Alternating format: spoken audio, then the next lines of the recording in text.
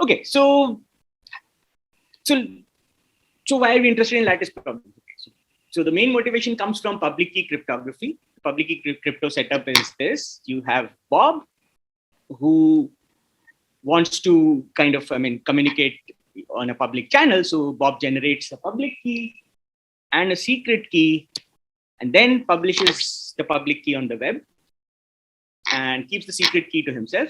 And then Alice wants to send a message M securely to Bob over a public channel. So what that might be, intercepted by an adversary.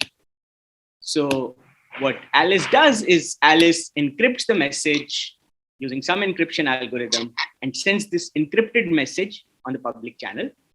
And the encryption is done via Bob's public key. So encryption algorithm uses Bob's public key to generate this ciphertext C that is sent on this public channel. And this ciphertext C, Bob can use his secret key and this ciphertext to run a decryption algorithm to recover the message M star. So M star, if there's no error in this whole entire process, then M star should be equal to M, right? So that's the setup. So what we do not want, what do we fear in this whole setup? That what should not happen is that, like, there's a ciphertext, the adversary who knows the public key because it's published on the web, it's available for everyone, and he sees the ciphertext, manages to run some algorithm and figure out the message. Like this, we definitely don't want, right? Or what is even worse is, let's say adversary just sees the public key, which is, for example, in this, this is an example of an RSA 2048 key. So it sees a public key and runs some algorithm and figures out the secret key. So in this case, finds prime numbers P and Q, but that their product is equal to N. This means that you can pretty much break any crypto system that is based on the hardness of kind of finding these prime numbers P and Q, in particular inverting. This is the extreme worst case. And all practical public key crypto systems are based on the hardness of one of these two problems. Like all the crypto systems that we use in practice are based on either problem of hardness of factoring integers, like that is problem where you want to factor a number n into its prime factors P and Q, or you want to, let's say, solve discrete logarithms on elliptic curves. So pretty much every public key crypto system is based on these problems. So in 1994, Peter Shor published this amazing result. This was the paper titled Algorithms for Quantum Computation for Discrete Logarithm Factoring. So what he showed was that there is an efficient quantum algorithm for solving both these problems in polynomial time, basically using a quantum computer. So this was published in 1994. Did it get us worried back in 1994? Well, the question that people were asking at that point is, like, will quantum computers ever be real? Why should we care about quantum algorithms? Like, we might not even have these things. So, like, we thought maybe likely not. Like, we didn't do anything when this algorithm was found. Like, everyone was still basing crypto on factoring discrete logs, right? So the first actual realization of this Shor's quantum factoring algorithm was this result in 2001, where they actually did an experimental realization of Shor's quantum factoring algorithm using NMR resonance. And this algorithm could factor numbers as large as 15 into factors 3 and 5. And people thought maybe quantum computers can be a reality. That was basically the transition in 2001. So was this a reason to worry? Like, the answer is maybe we can use prime numbers. So this was not so much a reason to worry. No one acted then. But then now there's a huge amount of effort trying to come up with large-scale quantum computers. Like, I guess I don't need to tell anyone here, but so there's this 2017 D-Wave said that we're now shipping this new $15 million, 10-foot tall quantum computer. So, like, this huge effort. And then then Google and IBM joined in. Like so, uh, they claimed like so. In particular, this is um, like they claimed like larger and larger scale quantum computers. So in particular, they were. I mean, there are efforts were coming up with quantum computers that essentially seem like getting closer and closer to practice. So in particular, Google demonstrates this vital step towards large-scale quantum computer. This was in 2021. So it's improving. This whole study, I mean, basically, they're getting closer and closer towards building a large-scale quantum computer. This is the more recent one, first quantum computer by IBM that packs 100 qubits. So there's right now a race going on. So the truth now is maybe that quantum computers will soon be real. At least that's what people believe. So people are starting to worry in more recent years. What this would mean for cryptography. So now, if they suddenly, I mean, we are able to build these large-scale quantum computers, then we can take a number, like for example, public key for RSA, the number that I showed, and adversary kind of sits on top of a quantum computer and runs Shor's algorithm. Now it's not some algorithm, but Shor's algorithm, and figures out prime number P and Q such that their product is N. So manages to break these quantum. Manages to break RSA or like find the public key, find the private key for RSA using this Shor's algorithm. If this quantum algorithms can be implemented in practice. So the question that we want to answer is, does this mean that like all public key cryptography is dead? Kind of, can we not, is there no hope anymore? So that's the question that we want to answer. And the answer is that at least for now, not really. So there are quite a few candidate quantum safe cryptosystems that people have studied in the last decade or so. Some examples are, some of the most popular examples are lattice-based cryptosystems, code-based cryptosystems, and multivariate cryptosystems. So in particular, the National Institute of Standards and Technology in the US is currently running this effort where they are trying to standardize post-quantum public key cryptosystems with the goal of, having with the goal of standardizing one or a set of these schemes to be used in so for everyone to use in practice, right? So that's the hope with which they are doing this. And currently it's in round 3. This effort started a few years ago, I think 2017, and currently it's in round 3, and they are evaluating a bunch of candidates. I think there are about 8 candidates now in the current round 3. And it's not the only effort. There are other efforts, for example, in Europe and so on, like other places, many other similar efforts internationally for standardizing post-quantum systems. So the most popular among these, arguably the most popular, or like most of the candidates are also based on this, is the computational problems based on lattices. So what is called lattice-based cryptography. And this is what I'm going to talk about. In particular, I'm going to be talking about fundamental problems that these cryptosystems are based on. So when I say lattice-based cryptography, basically we talk about these assumptions, hardness assumptions based on the hardness of these lattice problems. And you can build a lot of cryptosystems based on these, like in particular, anything you can think of: one-way functions, public key encryption, identity-based encryption, oblivious transfer, fully homomorphic encryption, functional encryption. I'm just reading them out. I mean, you can pretty much build. Miklos is trying to enter. You can build any of these crypto primitives based on lattices, right? So okay. So what is a lattice? So what are these computational problems? So let's see what a lattice is. A lattice is a discrete set of vectors in the real space, R to the n. This is a picture of a 2-dimensional lattice.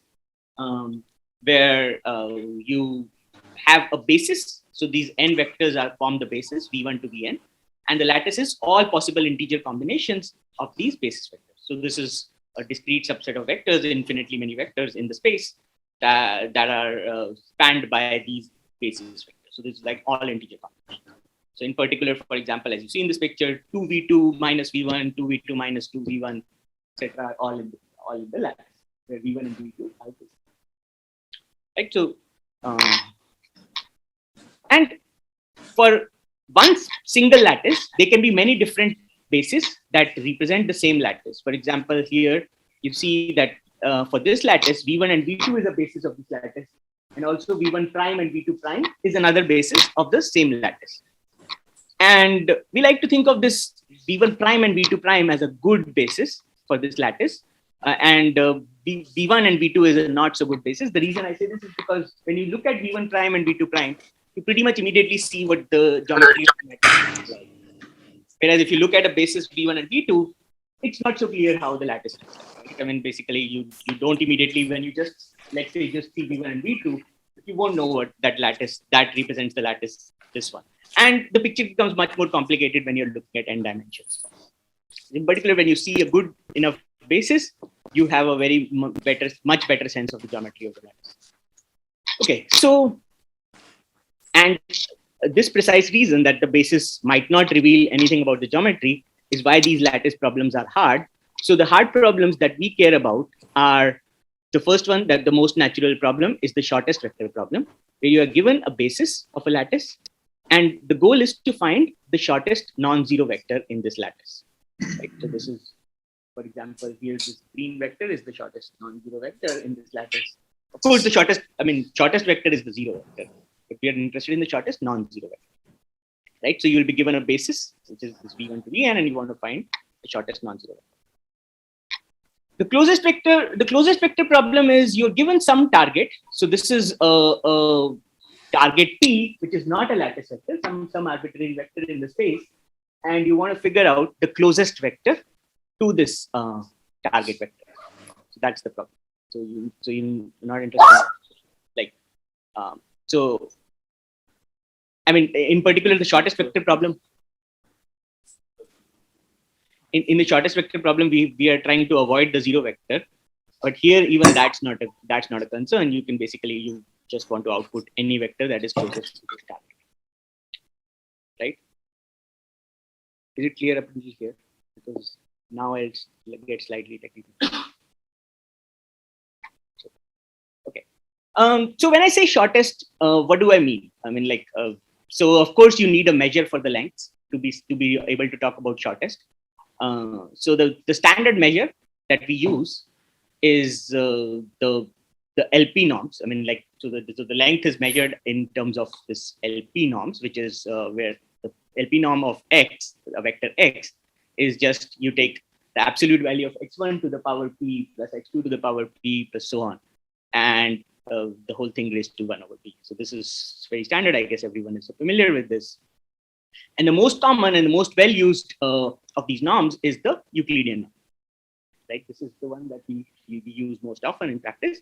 But we are interested in basically these problems for other norms as well, for various applications.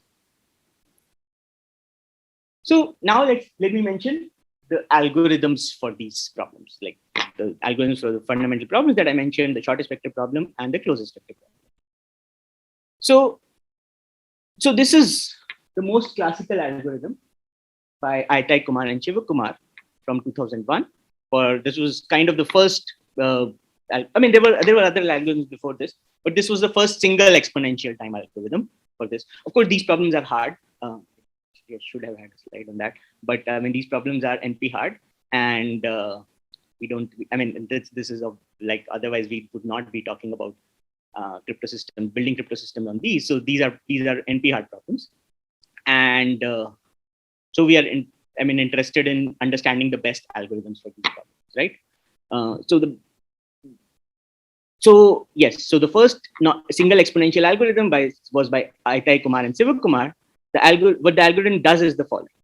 So you start with sampling arbitrary vectors in the lattice. So you have like these vectors sitting in the lattice somewhere. So these are arbitrary vectors in the lattice. And then what you do is you look at vectors close to each other and take their difference. So you get a shorter lattice vector. another pair close to each other, take their difference, you get a shorter lattice vector. And keep doing that, take another pair, take their difference, you get another shorter lattice vector. And keep doing that. So we start with a lot of vectors and then we keep taking the differences. And then we are left with these shorter vectors that we obtained after we did this. And then we repeat the process with these shorter vectors that we get, right? So all you need to identify is these vectors that are close to each other. So you get these shorter vectors and we see that we figure out the shortest vector, right? And keep doing that. That's the algorithmically, just this is what is going on. So what is nice about this algorithm, it's a very natural technique. I mean, it's like probably among the first ideas that someone might have. It clearly makes progress at each step, right? Because we find vectors close to each other, you take their difference, of course, we are going to get a shorter vector, right? I mean, like clearly you're making progress. And the good part is we can actually prove that this works. We can prove correctness of this algorithm. Yes?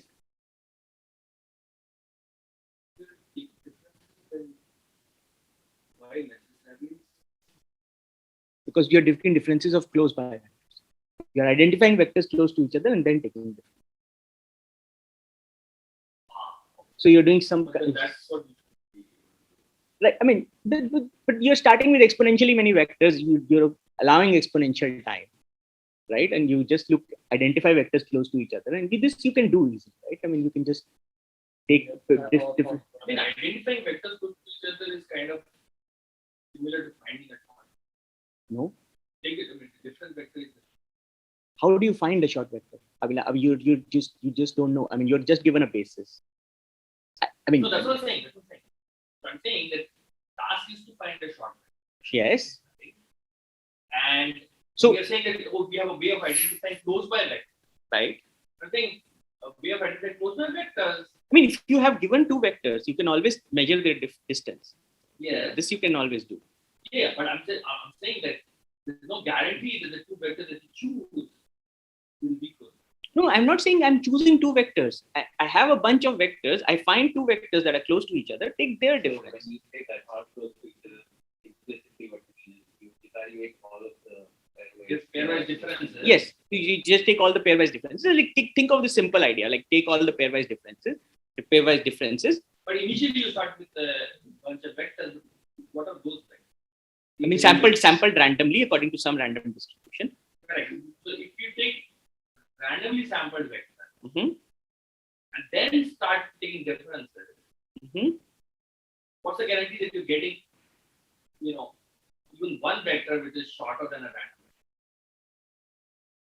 Right. I mean, basically, so what you can prove is actually that there are these exponentially many vectors living in this space. You can kind of put balls on this space. I mean, like smaller, shorter balls. You will see that you can cover this space with these shorter balls. So imagine that a big sphere. You have exponentially many vectors in this big sphere. So and you can kind of think of balls of radius r in this sphere. So you will have many vectors landing within a single ball. Just cover this big sphere with smaller balls, right? I mean, you can bound the number of balls that you'll have, these smaller balls. So all you want is to make progress, right? Get shorter vectors than what you start with. Imagine you start with vectors of length 100, and you take balls of radius 20. So then there'll be a huge number of. I mean, So there'll be exponentially many balls, right? Right, and depending on how small the balls. Because I'm saying I'm giving you concrete numbers, right? So you take 100, like radius 100 ball, right? Partition it into balls of radius 20. The number of balls is exponential in n, right? And by just simply covering bounds or whatever, right?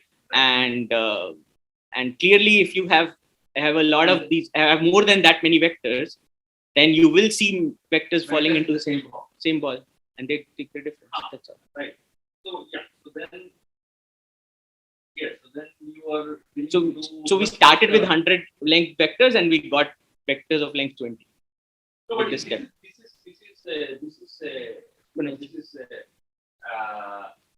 is like expecting, let's say, then you also have a ball around 0, right? Yes. Right, and then you basically saying, oh, my number of balls is exponential, then it's also possible that I end up in the ball around 0, right? Yes. Yes. I mean, if I sample two vectors. Yes. So then you're already, I mean, they're saying that you're already sampling a short vector. You sample so many vectors that you're thinking, oh, one of my vectors will already be short. No. The probability that you will have a vector of length 20, let's say you sample vectors of radius at most 100. What is the probability that you will have a vector of length at most 20? That's tiny. But the probability that you will have two closed vectors is much bigger. That there will be a bunch of these vectors that are close to each other is much, much bigger. I mean, everything is exponentially small, I'm saying, but like it's still way bigger. The probability that there are a bunch of these pairs that are close to each other. So also not uniformly spread in the sphere, right? I mean, like, but that's not even if uniformly spread. Does that make sense? Yes. So you're not going to see those. I mean, like if you're going to sample vectors of length 100, you're typically going to see something between 99 and 100, right? I mean, length would be something like that. Because remember, it's n dimensions. It's going to spread out, right? It's going to be very close to that length. All the vectors that you see. Because of dimensionality. Right. Yes. Right. Okay. So another question. But the number of iterations, is small compared to the time you pay. Yes. So number of iterations is something like polynomial. Polynomial. Okay. The number of iterations, I mean number of times you'll be doing this whole sieving step. Yes. Right. Yeah. But it's kind of hard to analyze, and it's hard to capture the distribution exactly of how vectors are looking at each step. And it's hard to figure out how common are collisions, because collisions are bad for us. Because if there are two vectors that are the same, then they take the difference, you get 0. We are not interested in 0. We're interested in everything but 0. Right? So the shortest non-zero vector. Can you say what it is? From Pranab Sen. Okay. Are there any complex theoretic reasons to believe that lattice or code-based crypto system will be quantum resistant? No. I mean, not even classical. I mean, no public key crypto is like, and it's not going to happen. I think that's, yeah. So there is no complexity theoretic reason for any. I mean, like it's all open, free for you to break. Try it out. So yeah. Okay. So this was this approach that we had a few years ago, sieving by averages. So suppose that instead of taking the difference of two vectors, we take the average. Like right. So we take the average of two vectors, x plus y divided by 2. Why? Because we kind of thought it's nice. So what happens when we take averages? So let's say we look at these two vectors, x and y. These are two lattice vectors. When we take this average, this is not a lattice vector. That's not so good for us because we are interested in having lattice vectors. So the average of two vectors, lattice vectors, will typically not be in the lattice. But what we did is the following. So what we did is, let's ask the question, when does this average belong to the lattice? So the average belongs to the lattice when, let's say, we write y1 as in terms of the coefficient. Remember, it's an integer combination of the basis vectors. So you write it as an integer times b1 plus an integer times b2 and so on. And y2 is also written like that. And then you take their average. So that's the coefficient is just average. You just look at the average of the coefficients. The coefficient of b1 is a11 plus a21 divided by 2. And so on. The coefficient of bn is a1n plus a2n divided by 2. So when is this in the lattice? This is an easy question, an easy answer. So when all the averages are an integer, which means that a1i is congruent to a2i mod 2. So basically, if the sum of these two numbers is an even number, then the average will be in the lattice. So and that exactly corresponds to all the coefficients. A11 is a21 mod 2, a12 is a22 mod 2, and so on. So you should have that. And this exactly means that y1 is congruent to y2 mod 2l. You could have also seen this more directly because, as I said, like y1 plus y2 divided by 2 is in L, which means that y1 plus y2 is in 2L. And if y1 plus y2 is in 2L, then also y1 minus y2. Right? So basically, the difference of these two vectors must be in twice the lattice if you have that their average is in the lattice, and which is the same as saying that they are in the same coset. I mean, like 2L is just a subgroup of L, right? So 2 times L is a subgroup of L. So y1 and y2 should be in the same coset of this subgroup. So this leads us to the algorithm that is the sieving algorithm, where we are kind of now trying to average vectors. So what we do is we again sample a bunch of vectors the same way, like a large number of vectors. And then we look at only vectors in the same coset, mod 2L. So this is the first coset. We take the average, we pair them first, like we pair these vectors arbitrarily, and then take their averages. We get these averages, and we get this bunch of vectors. Take another coset, pair them, take the average, pair them, take the average. We get other vectors in the lattice. So you start with many vectors sampled from some nice distribution. For each coset of 2L, you group the vectors within the coset into disjoint pairs randomly, and then take the average of each pair. So this is what the algorithm is doing. So let's go with the negatives first for this algorithm. I'm now completely ignoring the geometry of the lattice. I mean, I'm taking pairs of pairing them arbitrarily and taking the average, not caring about how far they are from each other. So completely ignoring the geometry. Not even clear that the vectors tend to get shorter. It's not so clear because now I just took average, right? It's not evident or obvious why they would get shorter. But what is good about this algorithm is that is also the same thing. Like we ignored the geometry, so that helped us to basically understand the distribution of these vectors very precisely. So we now have, because we made the whole process very algebraic, so we have a very good handle on the distribution of the vectors that we get. And actually that led to the fastest known algorithm for this problem. I mean, like, so this is a series of works where try to simplify, improve this algorithm, so on. So yeah. So seriously, the fastest algorithm, I mean, let me just go over it like one more time. We just start with many vectors sampled from some nice distribution. For each coset, we group the vectors within the coset into disjoint pairs, and then take the average of each pair and repeat this process on the averages. Keep doing this until we hit the shortest vector. We manage to show that we can actually hit the shortest vector pretty quickly, not within a small number of iterations. Okay, and sorry.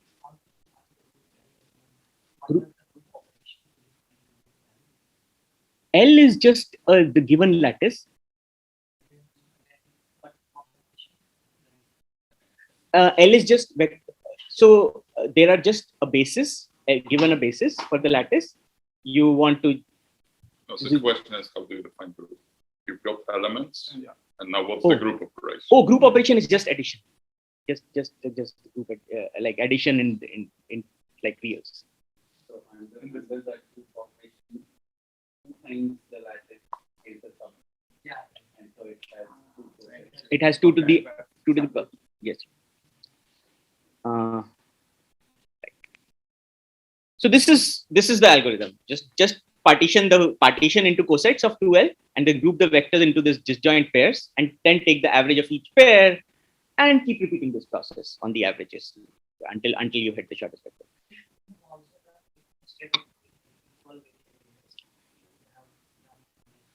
Yeah, I mean, we tried all that, and it gets you worse results. What gets you? So I mean, like instead of equal weights, I mean, basically tried like 2 times 1 vector plus 1 times 1 vector in 3 times L or something like that. I mean, like nothing gives you better. I mean, like And yeah, Another thing I was doing with the later stages of value, does it happen that most of them are not I mean, we are forcing them to be in the lattice, right? Because we're always pairing based on this subgroup, them being in the same subgroup module.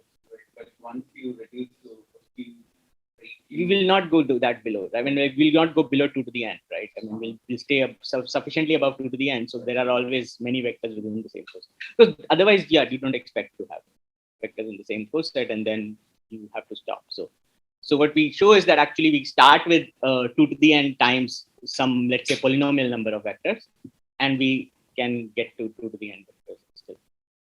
and then so do you just run a certain number of steps that you see and then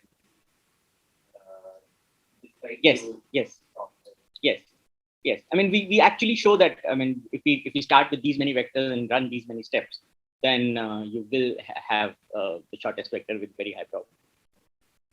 So what is the intuitively or why are you making Coming to that. So if you start with okay, so almost the same algorithm works for CVP as well. So the closest vector problem. Instead of starting with vectors from the lattice, you just take the difference to the target. So instead of starting with lattice vectors x, you just look at vectors of the form x minus t, where x is a lattice vector. Again, you group them based on cosets. And now you take the average of each pair. So the average looks like, basically, when you take the average of x minus t and y minus t, it looks like x plus y divided by 2 minus t. So as long as x and y are in the same coset mod 2L, this is still a lattice vector minus t. So remember that we are interested in the closest vector. So in particular, we are interested in the smallest norm of the difference of this lattice vector minus the target, right? So we want to minimize that. It's just same as finding the shortest vector. And we can again keep repeating this process and so on. So we will always have lattice vectors minus the target. And I mean, what is nice about CVP is that we don't even have the problem of zero, right? Here we don't even have to worry about not hitting the zero vector. Like, basically, we are just interested in the shortest in this. So shortest vector in the space L minus t, a lattice vector minus t. Okay.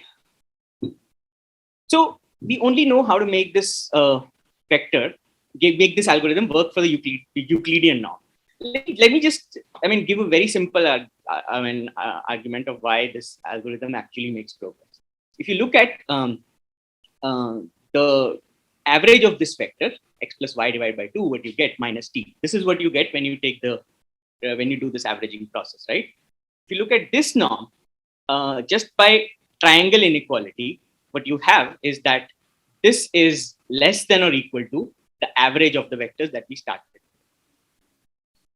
right? So by triangle inequality. So as long as, I mean, the initial setup was pretty random, right? We expect that the vector that we get is on average shorter than the vectors that we started with. And if the original vectors have some nice distribution, we can actually show that this is significantly shorter, right? But the good part is, I mean, we are okay even if it is a little bit shorter, right? I mean, like, even if we make some progress, because we have exponentially many vectors, we can allow like at least sub-polynomial number of steps. So something like square root n steps we can allow, which is a lot, right? I mean, we are dealing with these exponentially many vectors and we are allowing these many steps. So even if we make some progress, it should still work. I mean, and so the bad case is when we don't make any progress, is when basically you have equality in this triangle inequality, right? When basically the average on the left side is exactly equal to the average on the right side. So the norm of the average is less than or equal to the average of the norm. That is the only scenario where we will not make progress on average again. So in all other cases, if you look at the average of the vectors, that average of the lengths that you are kind of pairing, then that should be larger than the average length of the vector, the length of the vector that you get, basically. So we don't make progress is only when we have lots of, and the equality basically here holds if x minus t is the same as y minus t, right? I mean, like with this, the LP norms, I mean, at least for almost all p, I mean, except for maybe p equal to infinity in every other case, we expect that this algorithm should actually make progress. So this is a conjecture that I have. It's kind of, that this algorithm should be correct for any p. I don't know how to make it work, but I believe this, and there's, I mean, like, and the reason is what I just said. So the algorithm should be correct for any p. This is what I believe. And well, like, why should we have so many collisions if we start with random enough vectors? Like at every step we have just everything colliding. When you're pairing things randomly, why should they be the same vector all the time? This is kind of what I believe, but since there's like, we don't have a good understanding of the distribution. I mean, for L2 norms, we have nice distribution which we can work with, where we can actually prove nice enough properties so that we can actually show that the length goes down at every step. But we don't have a way to prove it for arbitrary p. And this is a very interesting question. This is something that people are very interested in, at least in the community. Okay, so now I'll move to the next part, which is hardness of these problems. So why is public key crypto secure? This is a question that Pranav just asked. Like, and the only answer that we have for this question is that no one has found an attack, though many people have tried. If you are happy with that, so can we possibly say more? For most cases, the answer is no. But like for lattices, we can say a little bit more. So in particular, in complexity theory, we care about reduction. So if a problem A efficiently reduces to B, then this implies that if B is easy, then A is easy, right? Or equivalently, if A is hard, then B is hard, right? This is just standard for complexity theory. So for NP-hardness of these problems, so SVP and particular CVP as well, if a problem A is NP-hard and efficiently reduces to B, this implies that B is NP-hard. So there's several works that have shown that these problems, SVP and CVP, are both NP-hard. Right? I mean, like by reducing from a known NP-hard problem, you've shown that this has been shown that both of these problems are NP-hard, even to approximate within some large enough factors. Sorry, maybe but so your conjecture of before basically means that there are no reductions between SVP of different or no. Okay, so actually there is a result that says that from L2 and SVP in L2 can be reduced to SVP in other norms. This is a result by Oded Regev, and I forgot one co-author whose name I'm forgetting. Sorry, but like this is from 2006 or something.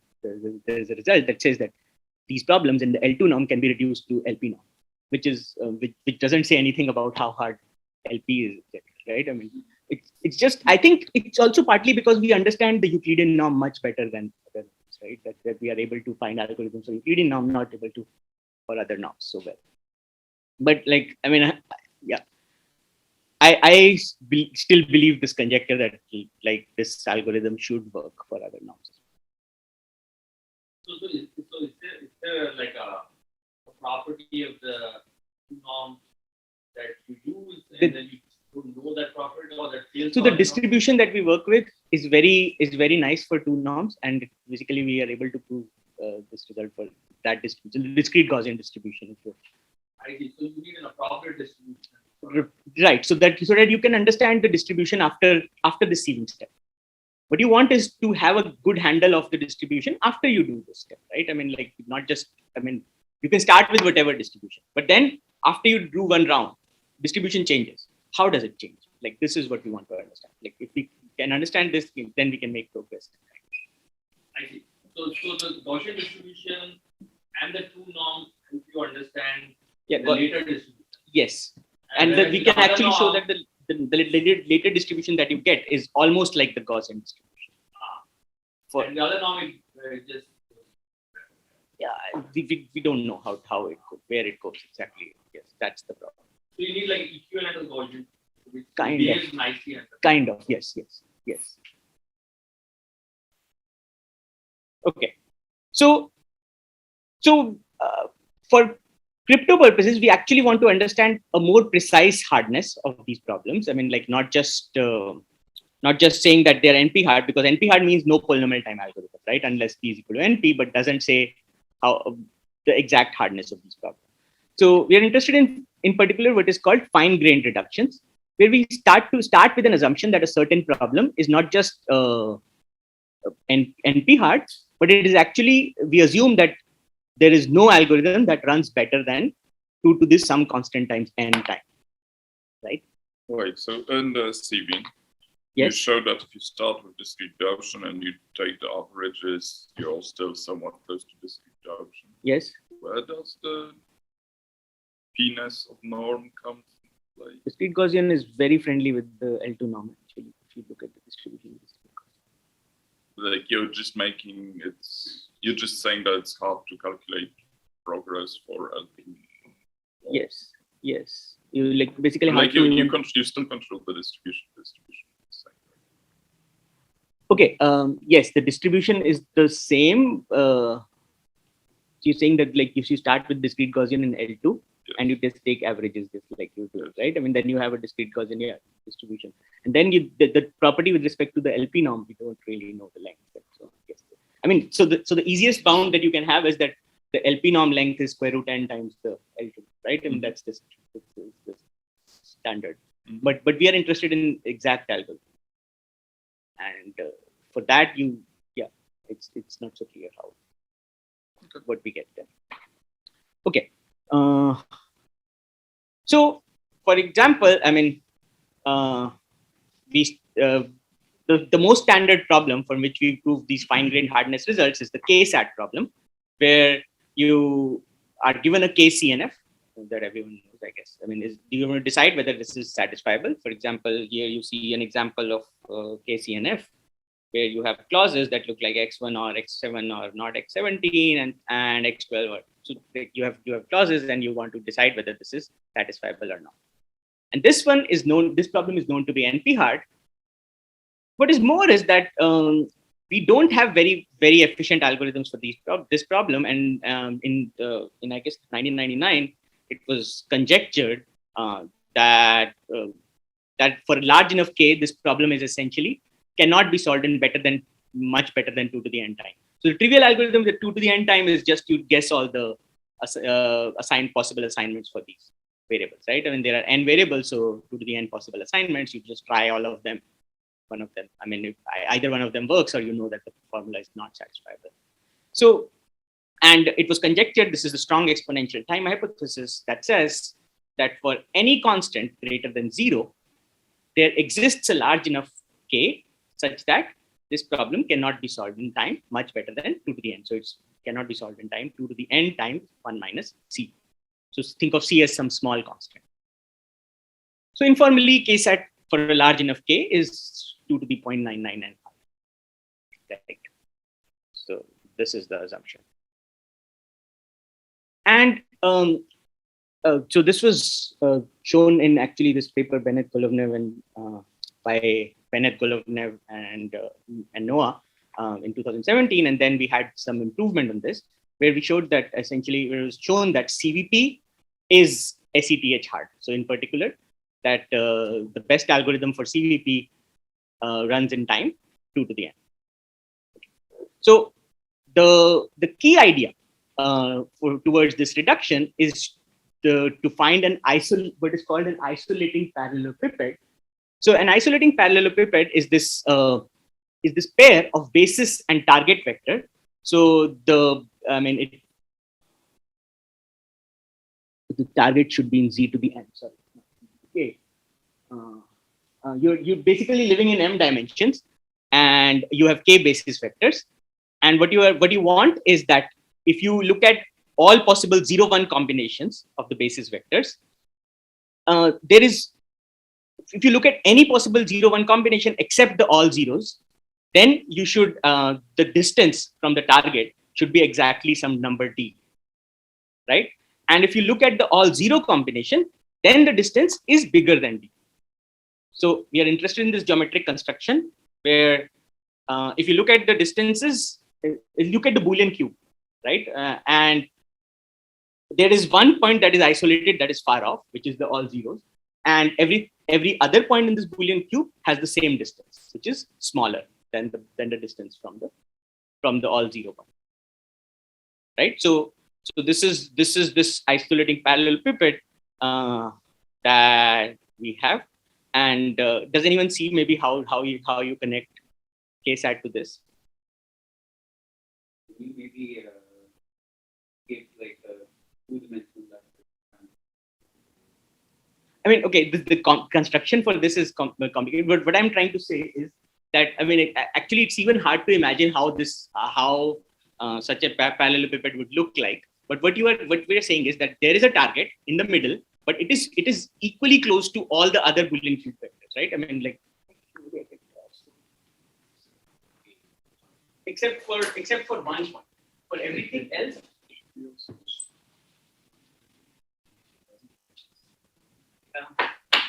So yeah, I'm coming to the existence. Actually, it exists for every norm except for the even, except for p being an even. So if you look at the Boolean cube, for example, and you look at the target at the center, then it has equal distance from all the, I mean, if you think of the Euclidean norm, it has equal distance from all the coordinates, right? We are interested in something that has equal distance from all the coordinates except this one. It's a little bit farther from this one, but from everything else, it's equal distance, right? It's a complicated construction that does this, but like What? So we have D is a basis in m dimensions, right? And it has distance D from every point except for, so look at the Boolean cube, basically all possible 0-1 I combinations. mean, if I look at the Boolean cube, there's one point that's equally distant from everything. Sorry? How throwing out the zero helps? Am I being stupid? How throwing out the zero helps? That's basically would help you, will help us with, You can't shift the point. Right? I'm saying that there is a geometric construction that achieves this, and we are going to use it to get a reduction from KSAT to CBP. The isolating parallelepiped, this was done by this Noah Alex. I don't know, but the problem we have 3 minutes left. So Is it? yeah, so Okay. it's up to you if We started a bit late. yeah, exactly. Like, For me, we do can- we want to, like, I mean, basically, I mean, do we want to end in 3 minutes? I'm fine with that. You can speak 10 minutes. It's okay. Is it For okay? me, it's okay. I mean, I don't know. I don't even know if the room is available. Should be available, yes. Okay. Yes. So now Okay. right now how Yeah. So does anyone see maybe in 1 minute how does this KSAT it would connect to with this property? Actually, it's an easy connection once you have this construction. Okay.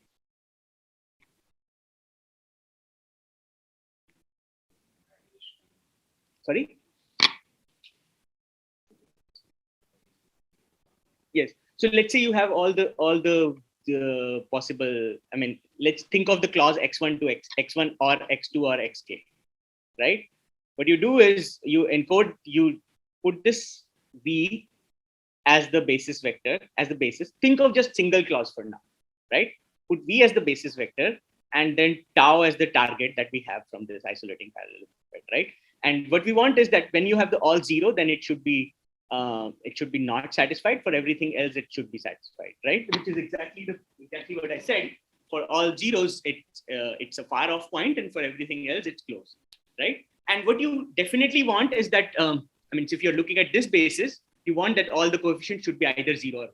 So for that, what you do is you append this integer lattice at the bottom. You have q times the identity lattice basis on the left side, and the target is q over 2 all through. Right? Q is some big number. Think of some big number q. So what it forces is that if you have any vector that has coefficient different from 0 or 1, then that vector will be far off. So what it forces is that like all the closed vectors must have coefficient 0 or 1. And then because of the isolating parallelepiped property, what you get is that this 0 vector is far, everything else is close. So which means that this clause is satisfied exactly when the corresponding lattice has the correct distance from the target. I'm not putting the numbers here, but like basically this is the idea. And when you have a conjunction of these clauses, you can basically do the same thing, just plug in different. And X1 is negated. Sorry? X1 is negated. X1 is negated, then you just flip the corresponding coordinate in the V, right?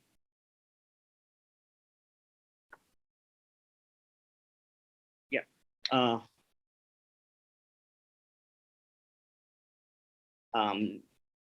So for large Q, C is the clause is satisfied if and only if the distance is minimized. So this is basically the idea of this reduction from KSAT to CVP, and it works with a conjunction of clauses. Basically, I just mentioned for one clause, but it actually works if you have a conjunction of clauses. And isolating parallelepipeds exist if and only if P is not an even integer. So we have construction. This was done in this paper by Noah, Alex, and Hug. They had this construction of an isolating parallelepiped that works as long as P is not an even integer. And this shows that CVP is 2 to the n hard under the strong exponential time hypothesis when P is not an even integer. So unfortunately, the Euclidean norm, this remains unanswered. So it's kind of a bit interesting because we have an algorithm for L2 norm, we don't have an algorithm for other LP norms, and we can prove hardness for other norms, not hardness for L2 norm, L2, L4, and so on. Okay. This reaction involves Yes. Right. I mean, for quantum strong, right. Right.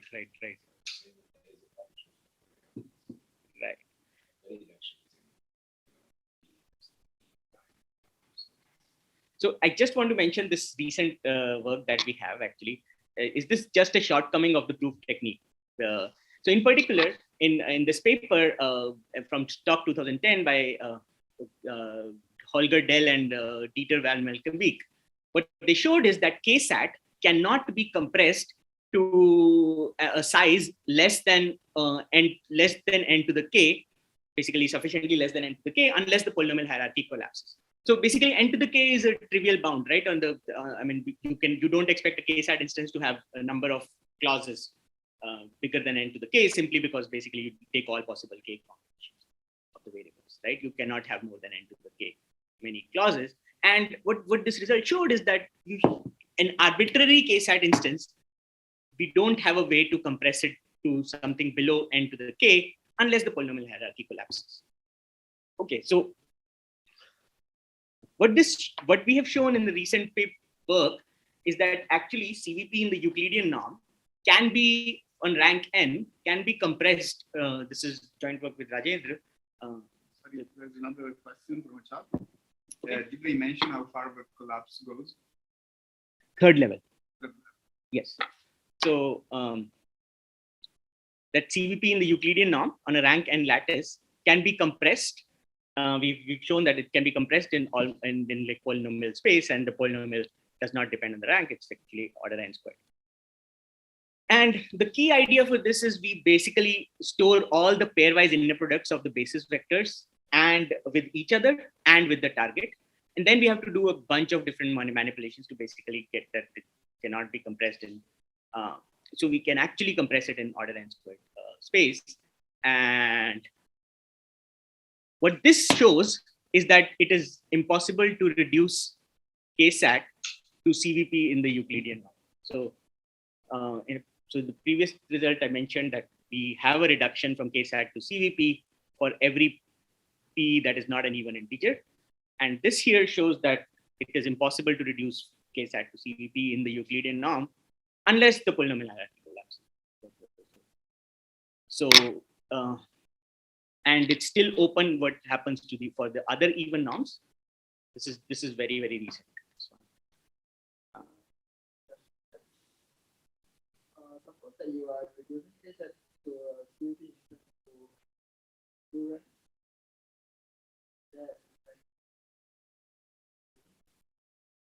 Like there's a reduction that reduces the data instance to a full rank.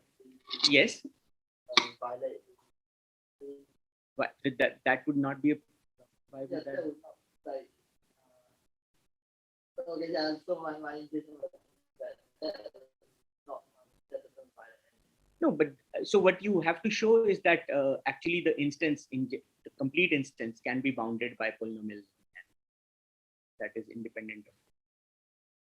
So what we have shown is that basically this instance can be bounded in a size within polynomial order n times some lower order terms. Right? I mean, I'm just saying the simple step. I'm like not even elaborating on the proof. Still leaves it open that you can have a reduction from KSAT to CVP, but that's increasing rank by more than n to the k word.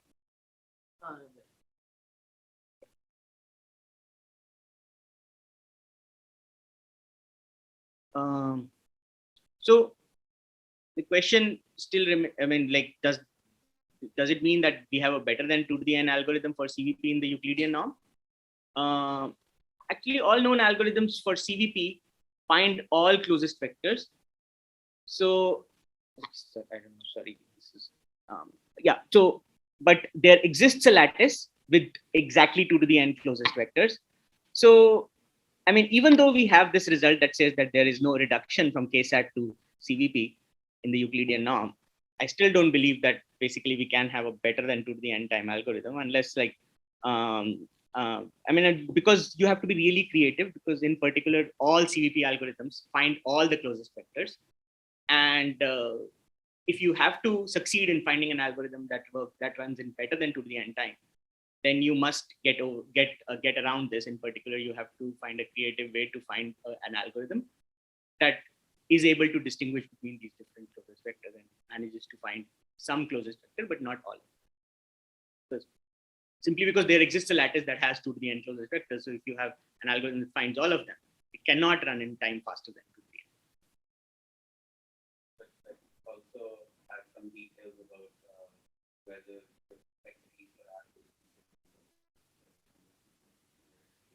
Yes. What is this algorithm?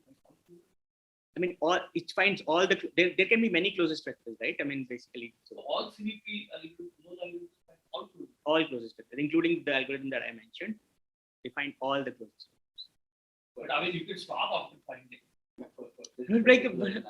But like that doesn't help you stopping after finding. That's what I'm trying to say. Like you don't get improvement. You don't get improvement in the running time. Because when once you running time is at least equal to the number of closest vectors.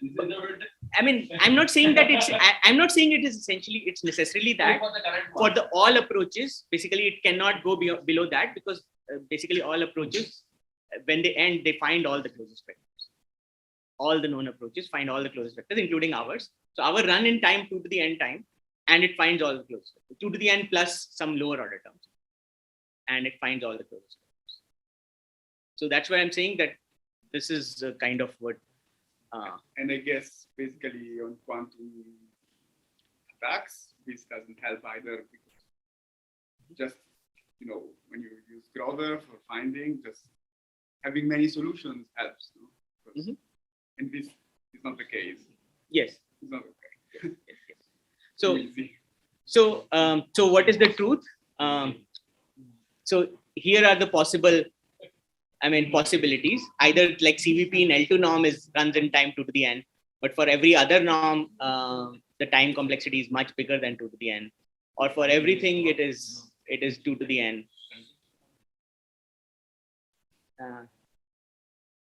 For every norm, it's 2 to the n, or basically for L2, we can find something much better. That's going to be something.